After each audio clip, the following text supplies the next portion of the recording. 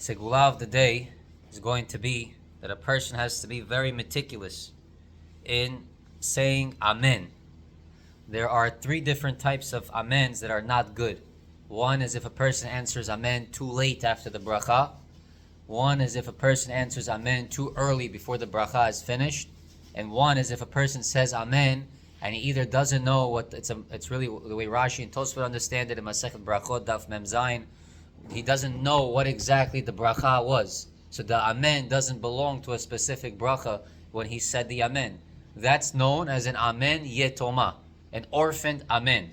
The Gemara Masechet Brachot Daf Mem Zayin, it says something very day. This is a preventative skula today. It says you're not supposed to answer an Amen Yetoma. Why? Kol ha'oneh Amen Yetona yiyu banav yetomim chas v'shalom. That if a person answers a Amen that doesn't belong to a bracha, or he doesn't know which bracha it belongs to, it's not a good thing. We don't want to repeat what that means, but it's not a good thing for the family.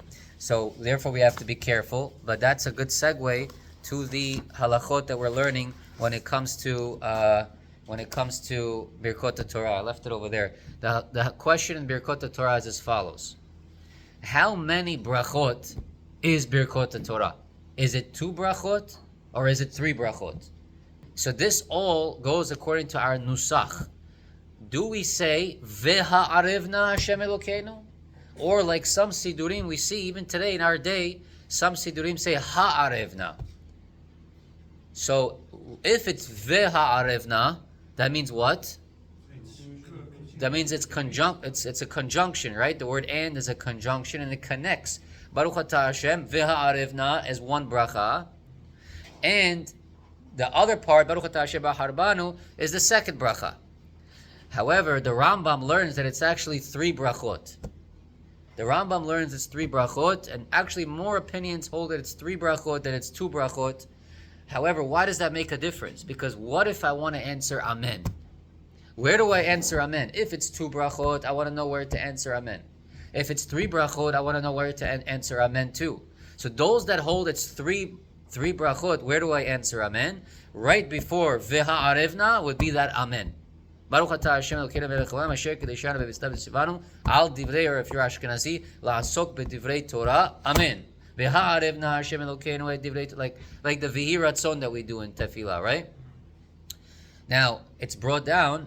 The question is, what if it's not? There's a question.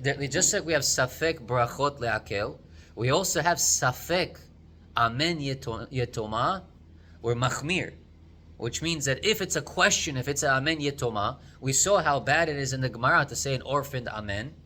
So maybe we should be strict and not say Amen right before Ve'ha'arevna. Maybe we shouldn't say Amen. So the answer is really, it's not an Amen Yetoma in this case. Why not? Because you know how in Ya'aleh V'yavo we say Amen. Amen. Those aren't brachot. Those are just stam praises. So in the question in halakha, if I just come to a random person and I say, I bless you, you should have parnasa, are you allowed to answer Amen? Or it's Amen Yetoma? No, you're allowed to answer Amen. It's derech shevach, and also it's also you're wishing something good upon the person.